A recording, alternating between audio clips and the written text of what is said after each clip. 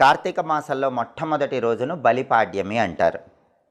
ఈ మొట్టమొదటి రోజే గోక్రీడనం చెయ్యాలి, గోవర్ధన పూజ చెయ్యాలి అని ధర్మశాస్త్ర గ్రంథాలు తెలియజేస్తున్నాయి. కాబట్టి ఈ బలిపాడ్యమి గోక్రీడనం సందర్భంగా కొన్ని ప్రత్యేకమైన విధి విధానాలు పాటించాలి.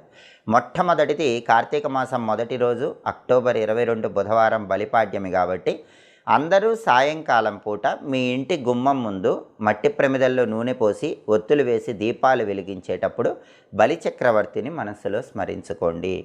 ఓం బలిరాజాయ నమః అని మనస్సులో అనుకుంటూ దీపాలు వెలిగించండి. అలాగే విష్ణుమూర్తిని కూడా స్మరించుకోండి. ఓం వామన రూపాయ శ్రీ మహావిష్ణవే నమః అని కూడా మనస్సులో స్మరించుకోండి. బలిచక్రవర్తిని వామన రూపంలో ఉన్న విష్ణువుని స్మరించుకుంటూ సాయంకాలం గుమ్మం ముందు దీపాలు వెలిగిస్తే విష్ణుమూర్తి అనుగ్రహం కలుగుతుంది. అలాగే కార్తీక మాసం మొదటి రోజు గోక్రీడనం చేస్తారు.